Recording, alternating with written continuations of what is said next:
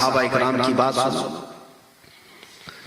میں گھبرا گیا تھا بڑودہ کی سینٹرل جیل میں. سب سے پہلے آج آپ کے سامنے میں یہ پہلی بار اظہار کر رہا ہوں، پہلی بار کہ ملاقات میرے اپنوں سے بھی نہیں ہو پاتی تھی، میرے رشتہ داروں سے، میرے بیوی بچوں سے بھی ملاقات.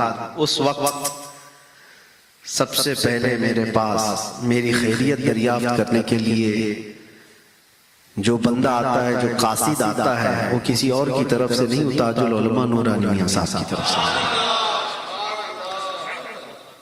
سادات کی چھوچا کا پیغام لے کر دو بندے میرے پاس حاضر آئے، اور وہ خصوصی آفس کی ملاقات لے کر. مجھے آج بھی وہ بات یاد ہے. میں نے واپس وہیں بیٹھ کر کے تحریر بھی لکھ کر دی تھی، پہنچی یا نہیں پہنچی معلوم نہیں. بہرحال یہ ایک بات ہے میرے عزیزو، اس وقت گھبراہٹ میں ایسا ہوتا تھا کہ ہمارے ساتھ ایسا کیوں ہے، ہم دین کا ہی تو کام کر رہے تھے. میں نے ایک حدیث پڑھی، اس کے بعد سے پھر یہ سب چیزیں بھول گیا. حضرت ابو جندل کی بات میں کہہ رہا ہوں. کفار مکہ، مشرکین مکہ نے 6 سال تک قید میں رکھا، اور حضور ہجرت کر کے چلے بھی گئے. 6 سال کے بعد حضور تشریف لائے. کتنے سال ہو گئے؟ 12 سال ہو گئے. ایک بندہ قید میں ہے، اور اس کے بعد نبی پاک صلی اللہ علیہ وسلم حدیبیہ کے موقع پر مقام پر پہنچے، عمرہ کرنے کے لیے آئے. اور اس وقت مکہ کے کفار و مشرکین عمرہ کرنے نہیں دینا چاہتے. ایگریمنٹ ہوتا ہے، صلح حدیبیہ ہوتی ہے. اس ایگریمنٹ کے جو بند تھے، جو عقود تھے، اس میں سے پہلی چیز یہ بھی تھی کہ ہماری طرف سے کوئی آدمی بھاگ کر مدینے جائے تو آپ اسے واپس کریں گے، اور مدینے کا کوئی شخص بھاگ کر ہمارے پاس آیا تو ہم واپس نہیں کریں گے. یہ مان لی گئی تھی یہ شرطیں. جو ٹرمز اینڈ کنڈیشنز بنے تھے نا ایگریمنٹ کے، اس میں یہ چیز تھی. اللہ کے نبی صلی اللہ علیہ وسلم اس کو مان لیے تھے، لیکن ابھی دستخط نہیں ہوئی تھی دونوں کے درمیان، قریش اور حضور کے درمیان، مکہ کے کافروں اور حضور کے درمیان ایگریمنٹ. اسی اثنا میں وہ ابو جندل صحابی جو سالوں سے جیل میں تھے، دروازہ توڑ کر نکل آئے. میں جانتا ہوں ایک قیدی کو اگر باہر کی صرف ہوا بھی مل جائے، اس کی زندگی کچھ اور ہی لگتی ہے.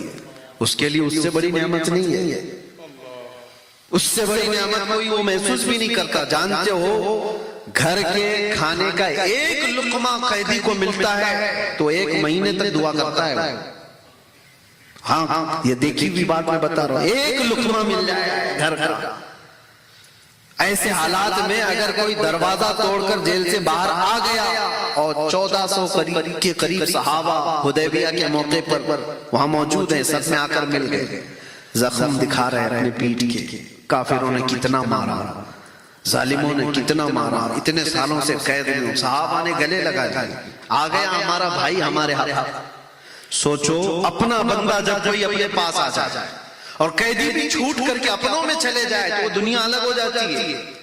لیکن کافروں کو جیسی پتہ چلا، کافروں کو پتہ چلا کہ ہمارا ایک قیدی چھوٹ کر کے گیا ہے مسلمانوں کے پاس، تو آئے حضور صلی اللہ علیہ وسلم کے پاس کہنے کہ ہمارا اور آپ کا جو ایگریمنٹ ہوا ہے، ہمارا کوئی بندہ بھاگ کر آپ کے پاس جائے گا تو آپ اس کو واپس کریں گے. تو اس ایگریمنٹ کے بیس پر آپ ہمارے قیدی کو واپس کیجیے، جو چھوٹ کر کے ہمارے پاس سے گیا ہے اس کو واپس کیجیے. حضور نے کہا کہاں ہے ابو جندل؟ صحابہ نے ان کو چھپا دیا. کہا نہیں، کیسے دیں گے، ہمارا اپنا بھائی چھوٹ کے آیا ہے. اور وہ ابو جندل کہنے لگے کہ مجھے اتنا مارا گیا، اتنے سالوں سے میں ظلم سہ رہا ہوں، کیا مجھے واپس کیا جائے گا؟ حضور صلی اللہ علیہ وسلم نے صحابہ سے کہا کہ ابو جندل کو واپس کر دو. یہ کیسی بات تھی میرے عزیزو. ظاہراً کسی کو لگے گا یہ کیسا انصاف ہے، لیکن وہ رحمت للعالمین ہے، وہ رحمت للعالمین ہے. کوئی کام رحمت کے بغیر تو نہیں کرتے. تو ابو جندل جب بلائے گئے تو وہ رونے لگے، صحابہ کو دکھا دکھا کر کے کہ مجھے واپس کیا جائے گا. صحابہ نے آ کر کے ریکویسٹ کی، یا رسول اللہ صلی اللہ علیہ وسلم ابھی سائن نہیں ہوئی ہے ایگریمنٹ میں، یہ اس سے پہلے کی بات ہے، سائن کے بعد ایگریمنٹ پہ عمل کیا جائے گا، ابھی تو ہم ان کو نہیں بھیجتے. مکہ کے کافر مشرک اس وقت جوش میں تھے، انہوں نے کہا اگر اس کو واپس نہیں کریں گے تو ہم ایگریمنٹ سائن بھی نہیں کریں گے، ہم کو وہ بندہ واپس چاہیے، ضد تھی۔ اللہ کے رسول صلی اللہ تعالیٰ علیہ وسلم نے فرمایا کہ ابو جندل کو واپس بھیج دو۔ صحابہ نے ہو سکتا ہے اپنے دل پر پتھر رکھ کر کے اس چیز کو، حالات کو دیکھ کر کے محسوس کیا ہو، ابو جندل کو واپس کر دیا گیا۔ میں یہ سوچتا تھا کسی بندے کو 12 سال کے بعد حضور واپس کہیں جیل میں چلے جاؤ، واپس چلے جاؤ قید میں، ایسا کیا ہو سکتا ہے؟ اس برداشت کی طاقت کتنی ہونی چاہیے اس بندے کے اندر، کتنا سہنے کی طاقت ہونی چاہیے۔ پھر میں نے محسوس کیا کہ حضور پاک صلی اللہ تعالیٰ علیہ وسلم نے ان کو جو واپس کیا وہ کس لیے؟ چاہتے تو اس کو رکھ لیتے، ان کے لیے جنگ بھی ہو سکتی تھی۔ نہیں میرے عزیزو، بات یہ تھی کہ ان سزاؤں کو سہنے کے بعد پھر اگر اور اسٹرگل کرنے کی ہمت ہے اور طاقت ہے تو یہی تمہارا ایمان ہے۔ اور یہاں بات جیل کی اور سزا کی نہیں تھی۔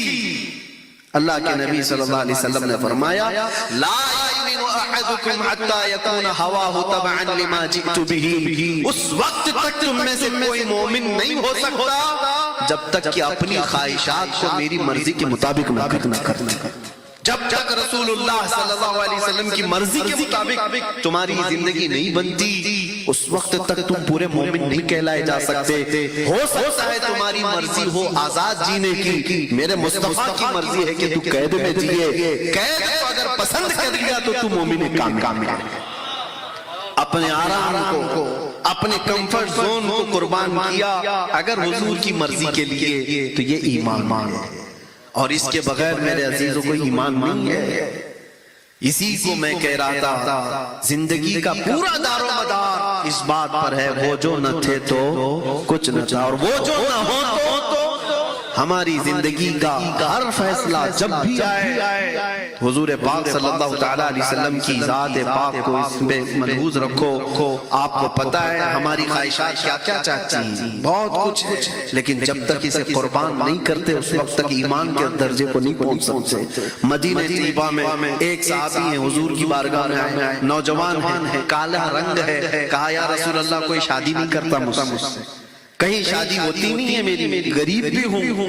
نبی پاک صلی اللہ تعالیٰ علیہ وسلم جب دریائے رحمت جوش میں آئے، وہ جسے جو چاہے عطا کرے، جیسا چاہے عطا کرے۔ حضور صلی اللہ تعالیٰ علیہ وسلم نے فرمایا میں تیری شادی کرواتا ہوں، میں کرواتا ہوں۔ کہا کہ میرے ایک انصار صحابی، جاؤ ان کے گھر، ان کی بیٹی بڑی خوبصورت ہے، کہنا کہ میں نے تمہیں پیغام بھیجا ہے تمہارے نکاح کا۔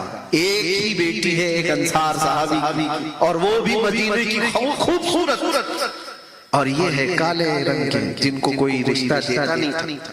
یہ نوجوان گئے، شوہر بیوی بیٹھے ہوئے ہیں، ماں باپ لڑکی کے، جا کر کے کہا مجھے اللہ کے نبی نے بھیجا ہے۔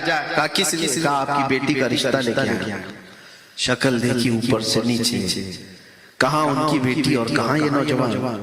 تھوڑی دیر کے لیے انہوں نے، حالانکہ وہ صحابی، تھوڑی دیر کے لیے انہوں نے کہا ٹھیک ہے ہم اللہ کے رسول صلی اللہ علیہ وسلم سے آ کر کے بات کر لیں گے، آپ جاؤ۔ ان کے لیے کوئی نئی بات نہیں تھی، کیونکہ ہر دن تو ریجیکٹ کہیں نہ کہیں سے ہو ہی جاتا تھا۔ کہا یہ بھی ویسی ہے۔ وہ تو نکل کر کے گئے، اندر جو لڑکی تھی وہ سن رہی تھی یہ کنورسیشن۔ آئی، کہا اپنے باپ سے ابا کون آیا تھا؟ کہا ایک نوجوان آیا تھا۔ کیا لے کر آیا؟ کہا تیرے شادی کا پیغام لے کر آیا۔ آپ نے کیا کہا؟ کہا اس کی شکل تو ہم نے دیکھی، ہم نے سوچا حضور صلی اللہ علیہ وسلم سے جا کر کے بات کریں گے۔ میرے عزیزو مدینے کی لڑکی ہے، مدینے کی نوجوان خاتون ہے، اپنے باپ سے کہتی ابا آپ نے صرف اس کی شکل کو دیکھا، بھیجنے والے کی شکل کو نہیں دیکھا، آمنہ کے لال کو نہیں دیکھا، کس نے بھیجا تھا؟ بابا اسی وقت جھاگ کے کہا کہ بیٹی نے کہا، ورنہ تو بیٹیاں پہلے ہی سے منہ لیتے، ابا کس سے کر رہے ہو؟ وہ مدینے کی صحابہ تھی۔ کہا ساحری شکل و صورت آپ نے کیوں دیکھا؟ یہ دیکھا ہوتا کہ اللہ کے نبی نے بھیجا ہے۔ اپنی خواہشات کو قربان کرنا